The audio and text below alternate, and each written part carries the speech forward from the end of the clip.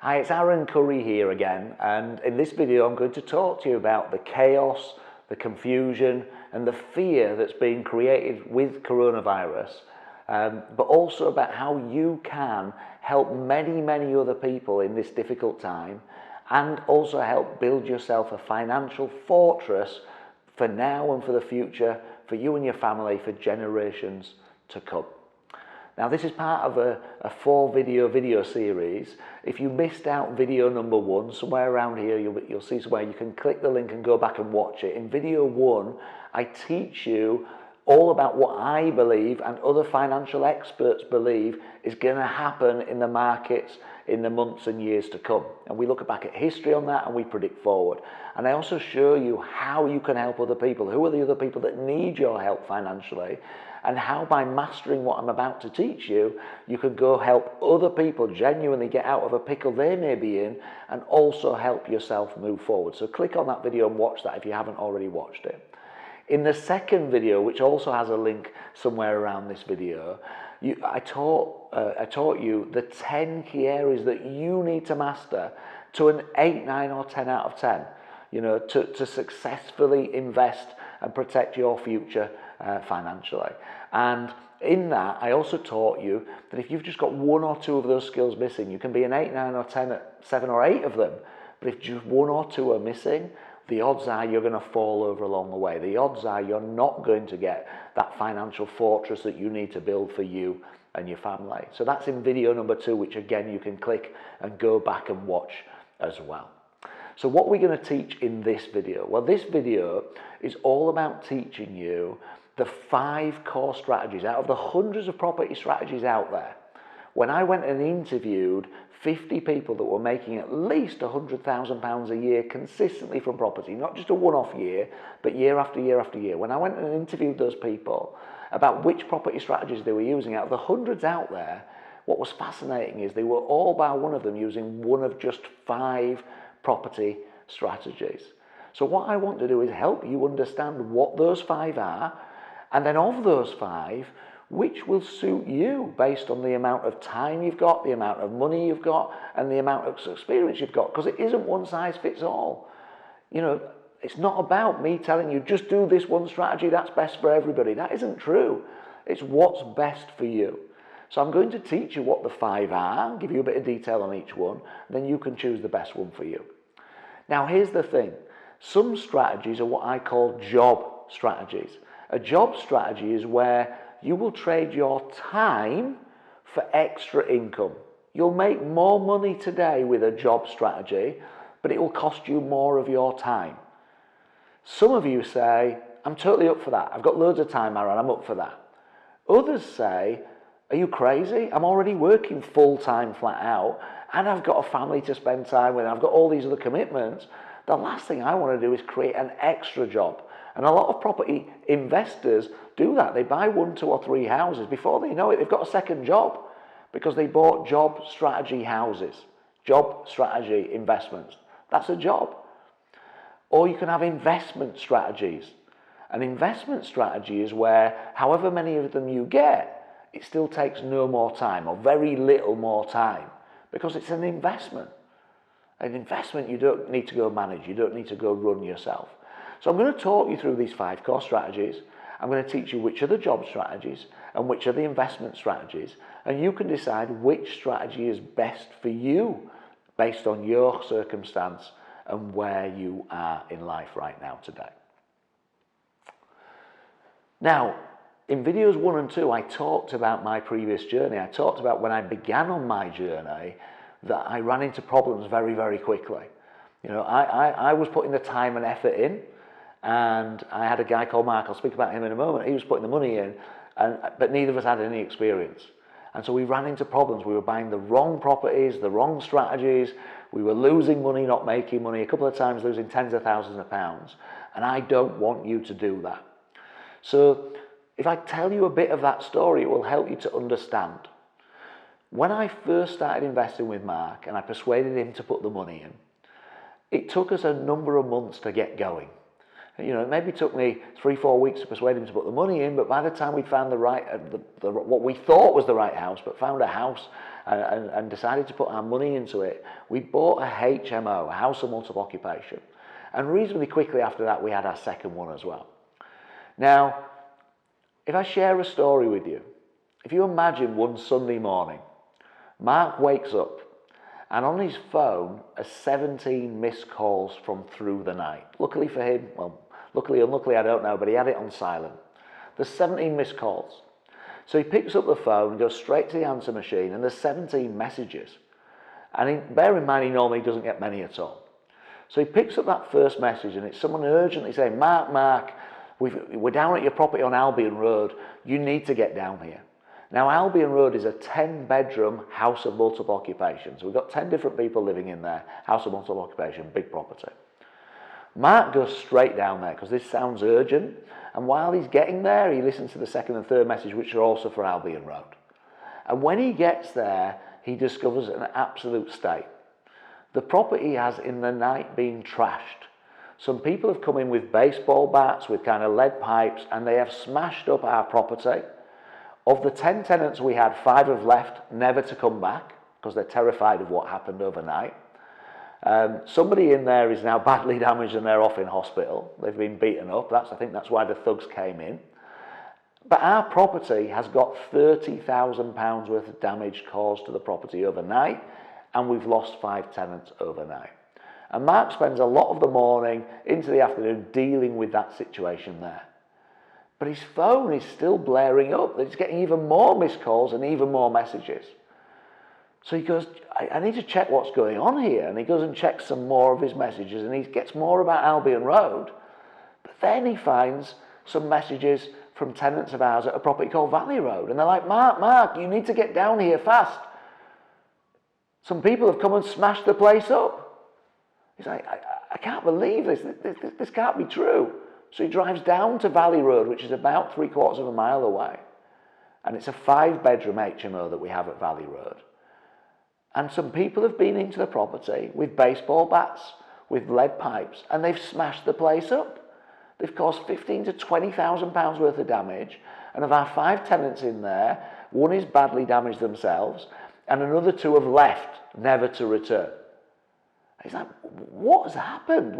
How can this happen to 2 of our... Have some thugs gone round and trashed every house of multiple occupation in the area? Now, what had actually happened was the night before, in a nightclub in town, one guy had bumped into another guy. And as they bumped into each other, the beer had spilled from one person's pint onto the other person.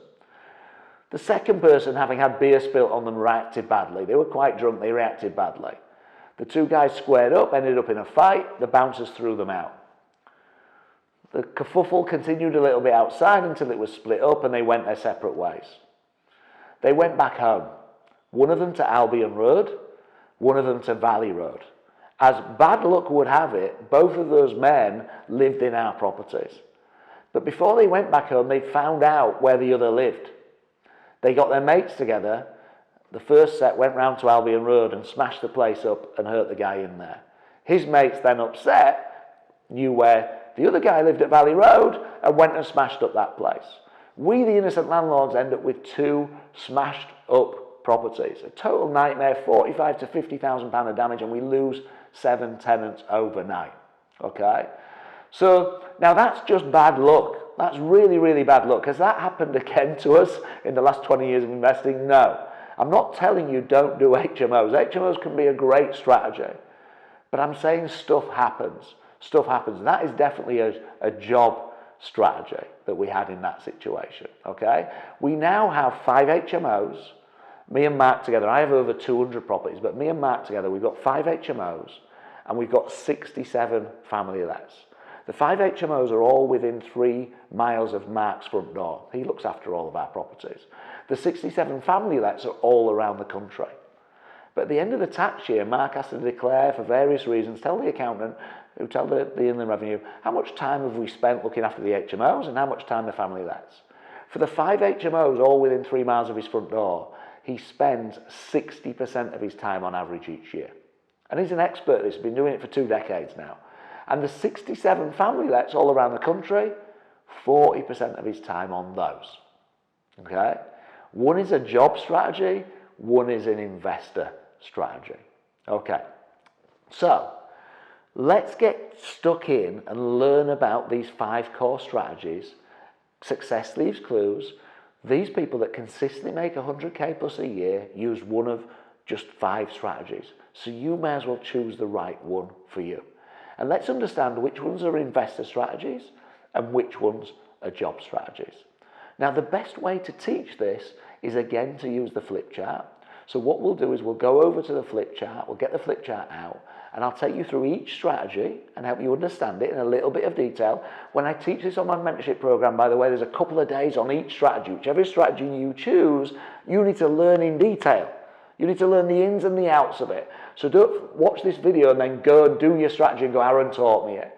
This is just to help you choose the right one to start with. Then you can do the deep dive, get the mastery that I spoke about in video 2. You get the mastery to learn the video in detail. But at least if I teach you the 5, you can choose the one that suits your resources, and then you can commit to mastery in that area and go and master this particular one. So let's go over to the flip chart and let's get dove in and learn about this in some more detail.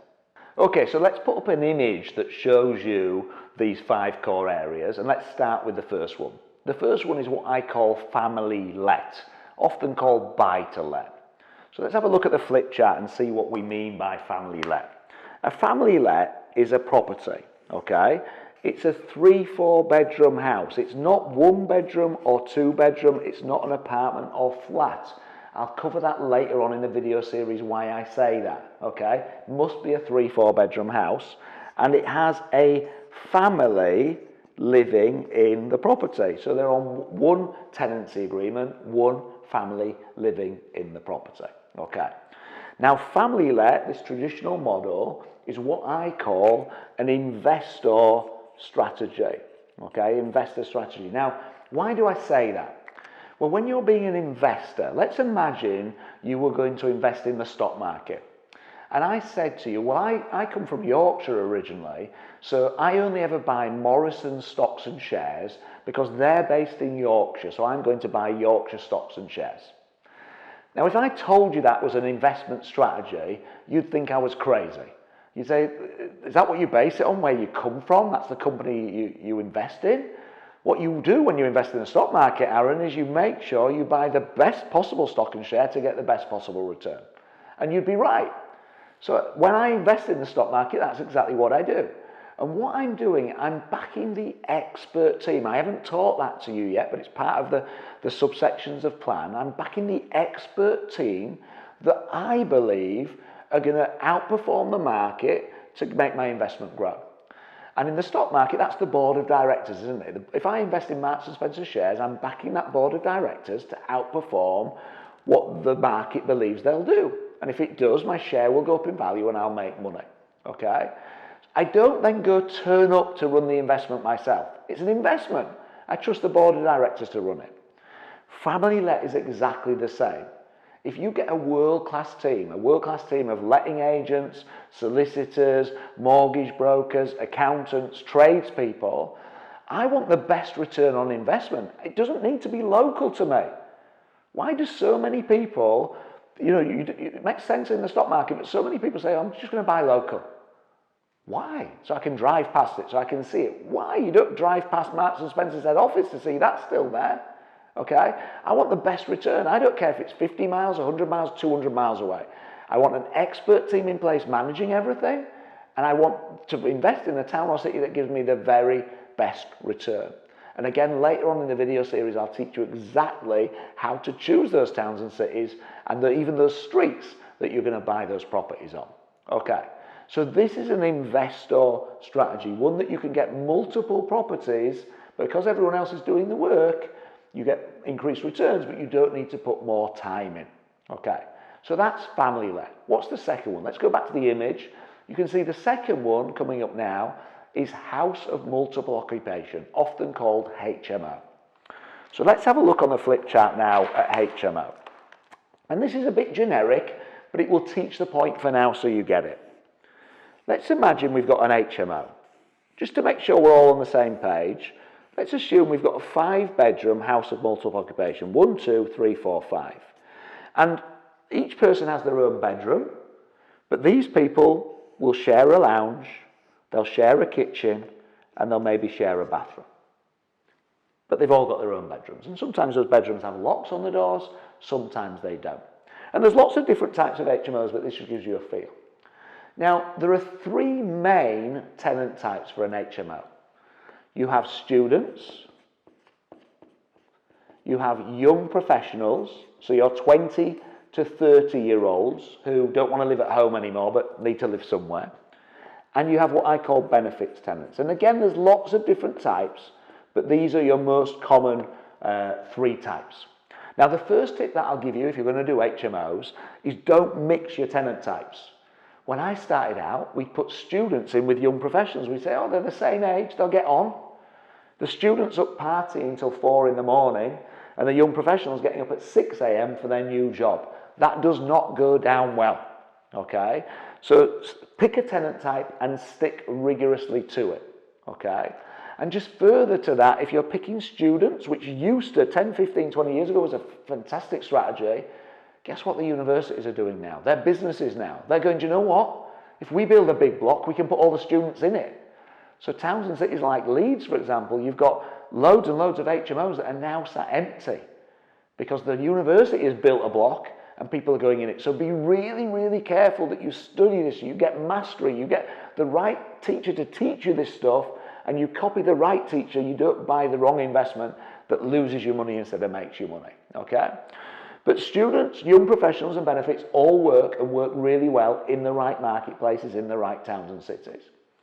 How do the finances work on an HMO? Well, an HMO, the first property, roughly, this is just to give you a rough feel, pays for the mortgage.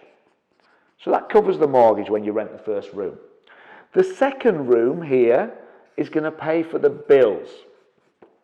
So your council tax, for example, your gas, your electric, your broadband. When you've got a HMO, you as the landlord are responsible for paying for those. Your third room being rented will cover the maintenance. Now, your maintenance isn't massive, but it is more than a family-let property. You've got 5 moving parts here who all don't know each other. They cause more damage than just having a family in a property. So the third room being rented pays for the maintenance. When you get the fourth room rented, you're making the same profit as a family-let, okay? So you may as well just have a family-let if you're just going to rent 4 of the 5 rooms. The sweet spot with an HMO is this 5th room. When you get this 5th room rented as well, you're now making extra profit. You're making more cash flow today than if you had a family-let property. However, this is a job strategy. What I mean by that is you're going to have to give up your extra time to manage this HMO. Now, if you've got a job strategy, an investor strategy, you want it wherever it is in the country that's going to get you the best return. With a job strategy, it would be crazy to have a job that's 150 miles away. So if you're going to go for a job strategy, you want it to be local. This HMO needs to be close by, somewhere local to you. But you need to put the time and effort in. You need to trade your time for the extra money that you'll get from that 5th room. And the time that you're putting in is probably 3 to 5 hours per week per HMO.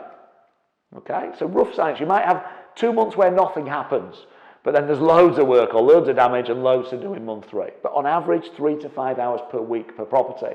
And we know that Mark's been doing it for 2 decades. He's brilliant at doing it and still has to put that effort in. Okay, so people will always say to me, you know, if you could speak to me now, you say, well, some of you say, well, I get what you're saying, but why can't I just have this managed by somebody else, just like you do with a family lets, have someone else manage it? Well, here's the challenge. The top letting agents in the UK right now for HMO, what are they charging? 14 to 16% plus VAT to manage your property. If you're paying them 14 to 16% plus VAT, that's nearly 20%. That's all your profit gone from the 5th room to pay for them. You're back to family let profits. People then say to me, oh, but I've got a letting agent, they only charge 10% to manage an HMO, or 10% plus VAT. Can't I use them? There's a couple of things to say on that. I've got a letting agency with just about 1,000 properties that we manage in that now. And in that letting agency, we tried out HMOs at the beginning. And we realised how much work it was. You can't make money at 10%. In fact, you lose money if you only charge 10% as a letting agent. So you're either choosing a novice letting agent that doesn't realise yet that they will lose money doing it at that rate, and we gave up doing HMOs because it was so much work, or you're choosing a letting agent that will do this. They'll work really hard to rent your first 3 or 4 rooms because they're advertising 5 at the same time. They'll work really hard to get those rented. But when it comes to the crunch, do I rent room number 5 or do I go rent this house over here for $1,000 a month that will make me a lot more commission? Where will they naturally put their energy? They're going to work harder on this house over here. So you end up with 4 or 4.5 rooms tenanted. Then you pay the 10%, which is half a room. Again, you've just lost the profit out of room number 5. So HMOs does work. Please understand, I'm not saying don't do HMOs, but if you do it, you need to understand you need to put the time in. You need to do it locally for you. You'll get more income, but you're going to have to trade your time. Now, by the way, let's assume you build a portfolio of HMOs today. And then we meet again in 10 years and you go, yeah, I'm financially free. I've been able to give up my job. I say, where's your income come from? And you say, the HMOs. I say, great. Can you go on holiday for 5 years? You go, no, I need to manage the HMOs. Oh, so you're not financially free. You've just created a different type of job. Yeah. Okay. Now that might be cool with you. Some people say, I'll do a job strategy now to get out of my current job, and I want a job strategy at the end. I'm going to enjoy doing property at the end, and I'm happy to trade my time. I'll be bored if I do nothing. Other people are like, are you kidding me? I need to quit my job, never have to work again. I need to go sit on a beach. And all people are different. It's what's important to you. So you need to decide in the next 6 to 12 months, how much time are you going to put into this? How much time are you personally going to commit to getting yourself to a financial position where you and your family are protected? Will it be 1 hour a week, 5 hours a week, 10 hours a week, 20 hours a week? That's your choice. But commit to a time right now. What can you consistently put in? Not just this week and then you forget about it next week, but consistently week after week after week. And then there's a second decision to make. When you get financially free, if you did the earlier videos in the sequence, you've drawn a picture of what that looks like. Not a physical picture, but you've written down what that looks like. When you get there, how many hours a week are you going to do then? Will that be a job strategy or an investor strategy that you need then? Because if it's less than 3 hours a week, you need to be picking investor strategy. If you're happy to do more than 3 hours a week, that's a job. So you can have job strategy. Okay? So I hope this is making sense. There's 2 decisions to make there. We'll come back to those later. So we've taught family let, we've taught HMOs. What's the third one? Let's get this up. Let's get the slide up so you can see.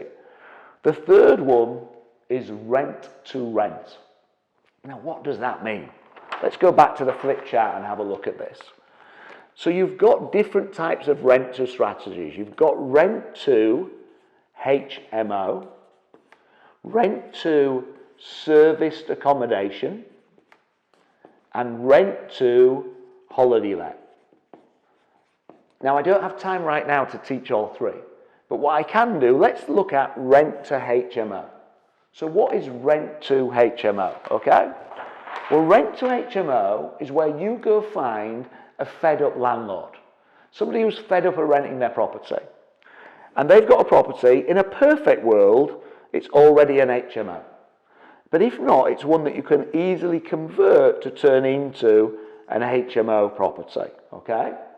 And they might have it up to rent for £1,000 a month. And you say, hey, I can solve your problems. I know you're fed up of being a landlord. I'll rent your property from you, and I want to rent it for 5 years. Right, that's amazing. You say, because it's going to be 5 years, I'm going to offer you $900 a month, let's say, and you want that number as low as you can get it. But I'm going to offer you $900 a month to rent the property. You give them a £900 deposit, first month's rent of $900, and let's say you need to spend £3,000 getting this property ready to be an HMO. You might need a license or fire doors or what have you. Hopefully it's already one. So let's say, easy numbers for me, you've spent £5,000, but you've got a property that you've got control of that you're now going to rent out. And you're going to rent it out as an HMO. So you're going to rent it out by the room. You rent your 5 rooms out for £500 a month. So now coming in is £2,500. You need to get permission from this landlord that you're going to do this, of course. Again, this video doesn't teach you everything. You need the structure, you need the teaching, but you get permission and then you rent it out and you've got £2,500 coming in. You have to pay the maintenance on the property, okay? So let's say that's £350. You have to pay the bills, the council tax, the other bills, another £350. You're left with £1,800 coming in. You pay the other landlords £900, and in the middle, you've got £900 per month of profit. Times that by 12, you're on £10,000 a year for a property that you don't even own. And if we had a room full of people, I said, who'd like £10,000 a year from a property you don't even own?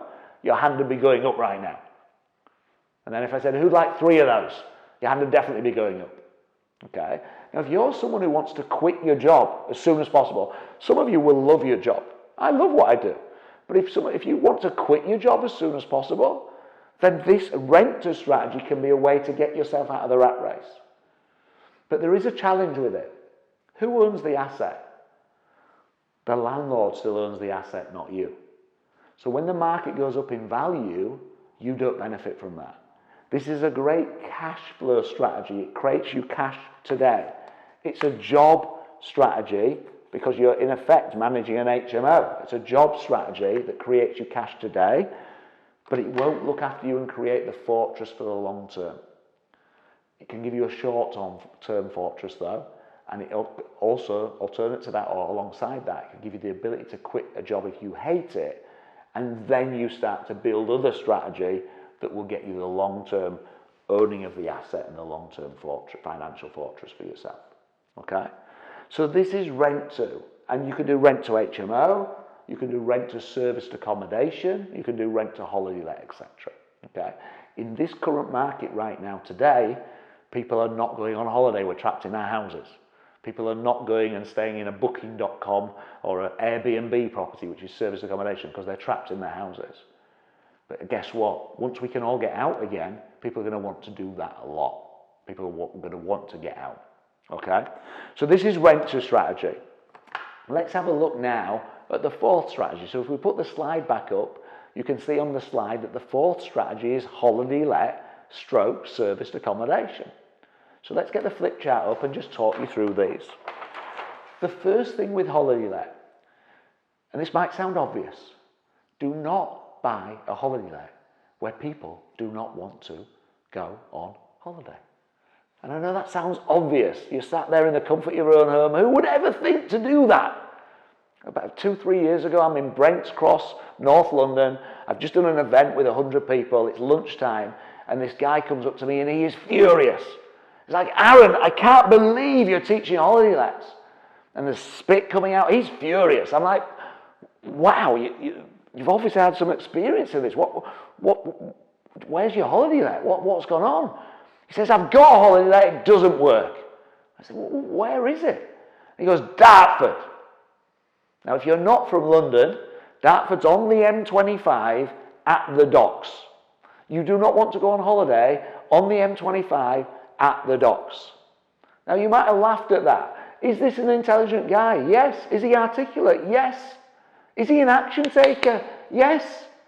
He's nearly there. But for the sake of a skill set or two, he's totally failed and is miserable financially instead of massive success. And we can all look in for the outside and laugh, but will we make mistakes like that if we don't know what we're doing? Absolutely. Absolutely. So let's talk holiday lets. Let's assume you're going to get the holiday let where people want to go on holiday. Let's look at this. When you look at a holiday let, there is a magic sweet spot in the UK right now. So let me draw this for you. When you look at holiday lets, it's how many people can sleep there, not the number of bedrooms, but how many it sleeps. And when you look at the financial return you get and the money you put in, if this property sleeps 2, 4, 6, 8, 10, 12 people, the financial return is almost pro rata with the number of people that sleep there. It goes up like this. But there is a magic sweet spot that sleeps 16 to 18. This graph suddenly goes like this. It's unbelievable. Unbelievable right now. Now, why is that? Why in the UK does it go like that? Well, the baby boomers who used to go on holiday to Egypt, Tunisia, Turkey, don't want to go to those places anymore. So what do? They say, hey, kids, grandkids, we'll hire somewhere in the UK. Let's all go away together and spend some family time together. And is there many properties of that size around? Not that many, but there's all these people that want to have that type of holiday. You probably or possibly have had a holiday like that with your extended family. And because of that, this is crazy, crazy returns. You know, let me give you some examples. This is a big property. This is probably an 8-bedroom property to sleep 16 people. It's got a dining table in it that 16 people can sit at. That's a big dining room. You've got 2 lounges so that everybody can sit down in the lounges. So this is a big property. This is a really big property. But I'll give you an example property, one that we bought recently. Our spend for that property was about £300,000, bought and refurbished. So our deposit in that, we used other strategies, we got all our money back out. Okay, I can teach you about them later. But let's assume our deposit for that was a 25% deposit. So we've put a £75,000 deposit down, and we've spent £25,000 kitting the property out. So we've spent £100,000. That's not a small amount, but we've spent £100,000. But that property that we've spent £100,000 on, what's the rental income we're getting from it? And we've got a few of these in Scarborough. £95,000 per annum income from that one property coming in. 95,000. Now, a holiday let is not as simple as that just goes in the bank. We use a marketing company to fill those rooms, to sell the property. I use Sykes Cottages. They're nothing to do with me personally, but they're brilliant at this. They take about 20% cut for doing it. Okay, they're taking, let's say, £20,000. It's a bit less than that for doing it for me. Then I'm paying my cleaners who have to clean up after these 16 people every week. I'm paying for maintenance issues. I'm paying for wear and tear for the hot tub that we put there, etc. The profit that we're making is circa £30,000 per property. £30,000. On a bad year, we might make £25,000. £30,000 a property with a £100,000 investment. You know, if I said, room full of people who'd like £30,000 a year from one property, a load of hands are going to go up right now. Okay?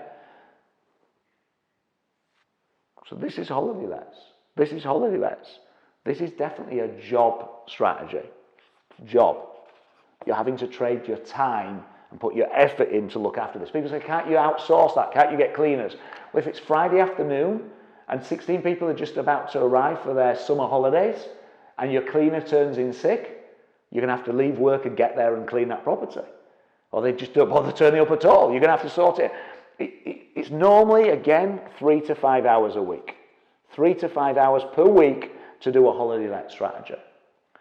Now, I'm going to talk to you later on in my video webinars. I'm going to talk to you about joint venturing with other people. Getting other people to put their money into this. Right now, in this economic climate we're in, they've slashed the base rate to 0.1%, okay? Or it can't go much lower, can it? But they've slashed that base rate. People with savings they're earning nothing. People who had their money in the stock market have got their money out if they could. They're earning nothing in the stock market. Where do they put that money? Just imagine for a moment you have £100,000. And I came to you and I said, look, with your £100,000, here's what we can do. We can buy a holiday let property. You put your 100k in. We'll buy the property in your name. So if I run off, it's your house, not mine. I'll do all the work and I'll set everything up. You put the 100k in, but I set everything up. And we'll just split the profits. So you, investor, of the 30,000, will get £15,000 a year. And I will get £15,000 per year. Imagine if you had 100k and you were going to be earning £100 in interest each year, that's it, okay? Or you've got 100k in equity, it's earning you nothing. Would you be interested potentially Show of hands, the whole room puts their hand up in having £15,000 a year, a 15% return on your money, and it's backed by you owning the property. So if I disappear, you can have all the income. I'm not disappearing. You'd be interested. You'd be interested. If I then said, by the way, this is a 300k property. If the market goes up next year, and I know it's not going to go up in this next year or two, but in general underlying principles, it will always go up. The last 85 years, with all the crashes, all the falls, it's gone up on average 7.9% a year. But let's say it just went up 5%. If this property goes up 5%, 300k, 5% increase, 15k, as well as your 7.5k, as well as your 15k investor, you'll have 7,500 of equity growth. So you're going to be on 22,500 instead of £100. Do you think it's possible, if you learnt the skill set to just have that conversation with friends or family that you love and care for and they're not getting any interest, or other people you've never even met yet, and you learnt just the skill set to buy a holiday let and set it up properly in the right place, in the right way, do you think other people might be interested? Yes, you would be if you had that money. So they will be. And you make £22,500 a year from one. By the way, do you think you could find 5 of those other people? Or one person that says, can I do it? By the way, I've got some more money. Can I do another one? And you end up with 2, 3, 4, 5 of these things. Now, I can actually teach you, if you went to those people and you said, this is £45,000 a year. Some people actually would just be delighted to earn 5% a year. You could say to them, you can have the security of the house if I don't pay you back, but I'll pay you £5,000 a year in interest. You don't even have to worry about what's going on in the property. You get £5,000 every year. They'll be overjoyed. Yeah, this is brilliant. You now get to keep £40,000 a year from one single property. Okay, this is holiday lets. Now, that one sounds more exciting than the others, but it's a bigger investment, it's more money to find, and I've started to teach a bit of what I call be your own bank, raising money from other people, which is a whole separate teaching piece.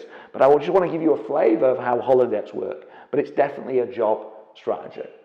Okay, now we're running out of time on this video. I'm very briefly going to cover service accommodation before we wrap up. So service accommodation, what is that? With service accommodation, Booking.com, for example, Airbnb, you want to go stay somewhere in a room or a house and you want to go stay there for a little while. And what most people think of is them going as a visitor somewhere, them being a tourist. So if you take the 7 days of the week, Monday, Tuesday, Wednesday, Thursday, Friday, Saturday, Sunday, people think, I need to pick somewhere where tourists are going to go. Well, here's the thing. Tourists is one of 12 different types of people that stay in a Booking.com property. You need a property that's not going to just rent at the weekend, it needs to rent during the week as well. You need a property really that's targeted for corporate clients. Somebody that is building the road somewhere. How long does it take to build the road? 4 months to do the road works. Does that person come from the local town? No, they're shipped in from outside and they stay there for the week. So instead of them putting 4 people in a hotel as a company and paying £100 a night for each one, £400 a night, instead they put them in your property, your ideally totally different type of property, 2-bed property that has a sofa bed, which means I can now sleep 6, or if people are a bit more flush, it can sleep 3, and they pay £120 a night instead of £400 a night, and they stay in your service accommodation property. But you're now getting £120 a night for your 2-bedroom property. And for a week, that's now £840. And by the way, when they arrive and you show them around the first time, you say, how long are you here for? 4 months. Oh, would you like to stay here for the whole 4 months? And they go, yeah. And you just took 16 times that. You just took a £14,000 booking for 4 months for your 2-bedroom property. Okay? So you need to be able to attract all 12 types of stayer to your Booking.com properties and your Airbnb type properties. But this can be a phenomenal strategy for people that already own property and you might switch to service accommodation. Don't do it today. No one's going anywhere today. But in 3 months, 6 months, 12 months, when we're allowed back out, people are going to be desperate to go. Great strategy. Or you can do rent to SA, which I'm not covering now, but you can go rent this property from someone else and pay them the going rent, and then you serve for service accommodation it out. Typically, the profit you'll make on a property like this is £1,000 per month. Times that by 12, you're on 12k per annum. Who'd like 12k per annum from one property? Okay, this is a job strategy. You're going to trade your time again. People are moving in this day, they're moving out, and another one in this day, they're moving in and out. You're going to trade your time. You're dealing with bookings, you're dealing with... It's time, again, 3 to 5 hours per week, per property. Okay, so what's the fifth strategy? If I put the image back up, the fifth strategy is options. Now, we've run out of time on this video to teach that in any detail, but that's the fifth one, and we can cover that with you later on. Okay, I want to finish off this video with just talking to you about the jet fuel, the gasoline that speeds up this process. And that gasoline is joint venturing with other people. Getting other people that have got a skill or a resource that you don't have and putting the two together. If I've got loads of time and you've got loads of money and we put the two together, we can go a lot further. If I've got loads of money but no time, but you've got the time and we put the two together, we can go a lot further. Right now, you'll have probably no clue how to get other people with money to put their money with you. You'll be nervous of it. You'll be fearful of it. But those people are suffering right now. Some people live off their interest from their savings. It's gone.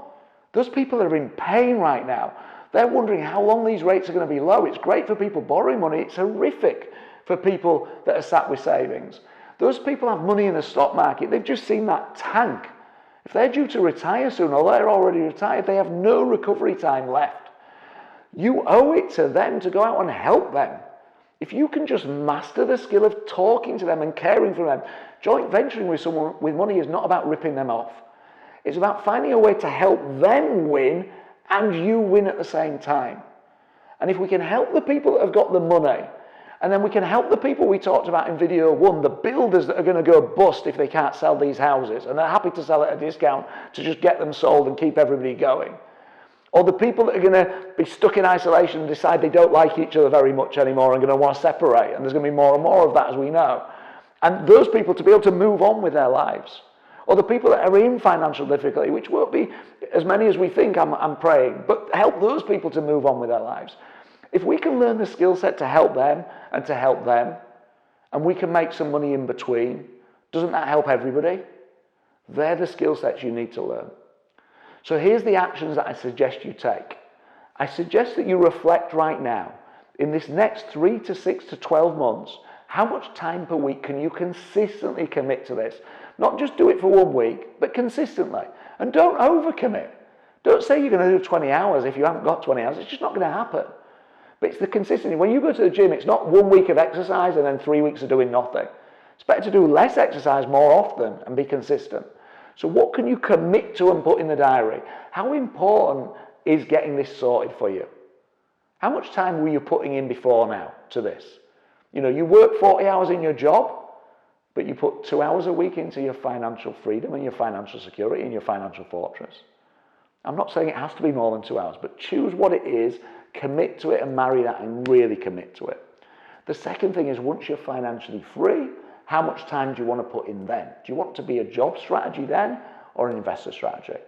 And then thirdly, choose your strategy. Choose which strategy is the right strategy for you.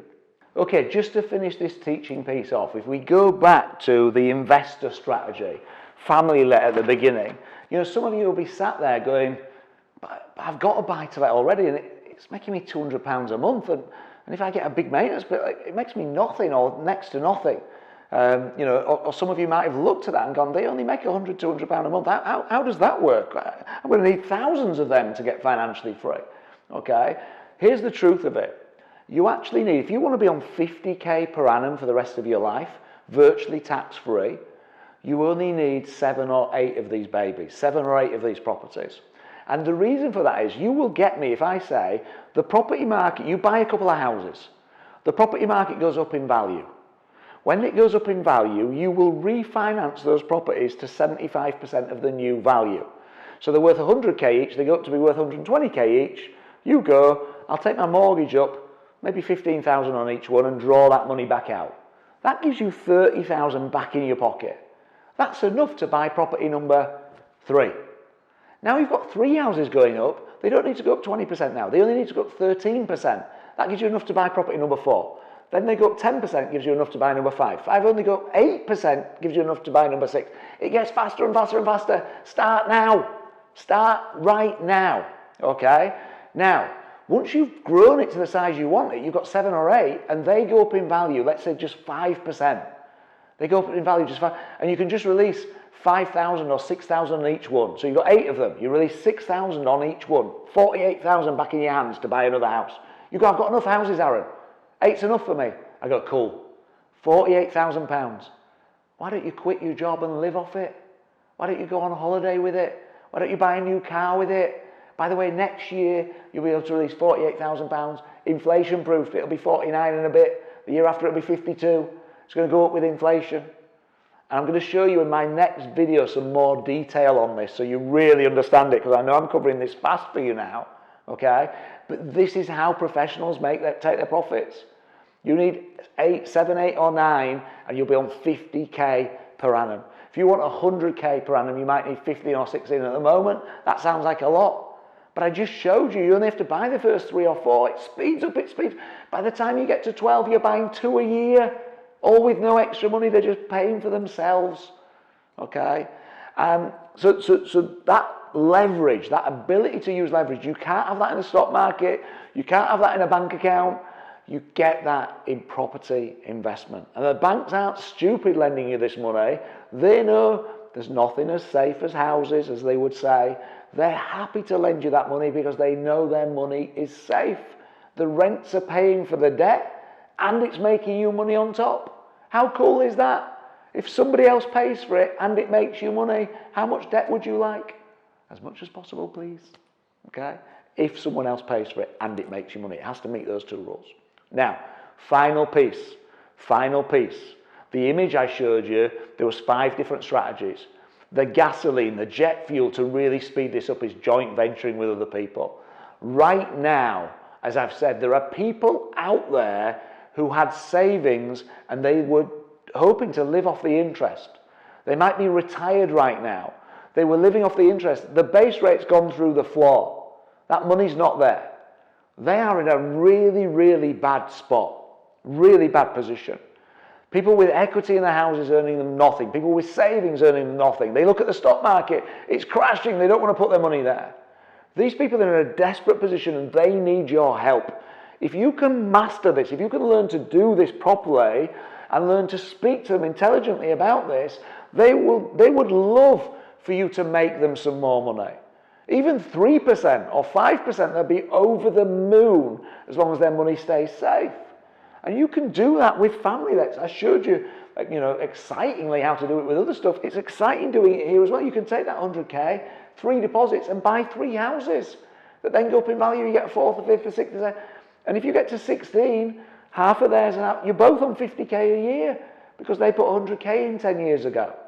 That's going to be amazing for them and amazing for you.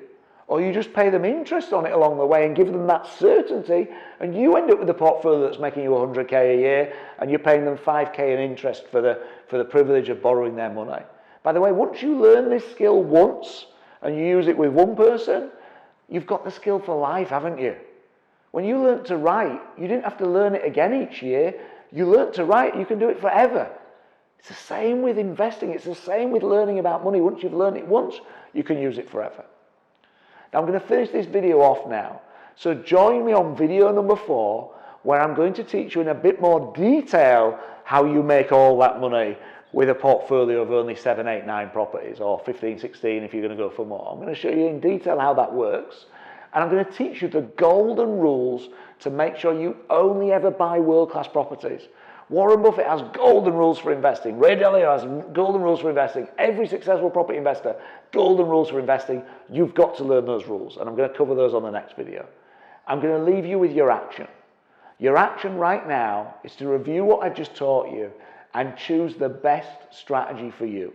Which of these strategies is going to help you get to where you need to be and suits your time that you have today, your money you have today, and your experience you have today? Okay? I haven't taught you strategies in detail here. Again, in my mentorship, I teach you with a deep dive. You get at least 2 days on each of them to learn them properly. So you're going to have to go get that mastery later on. You're going to have to take that action to get that mastery. But for now, I want you to choose. Before you come and watch video 4, make sure you've chosen which strategy is the right strategy for you. Invest with knowledge, invest with confidence, create financial freedom, and I'll see you real soon. Thank you for watching.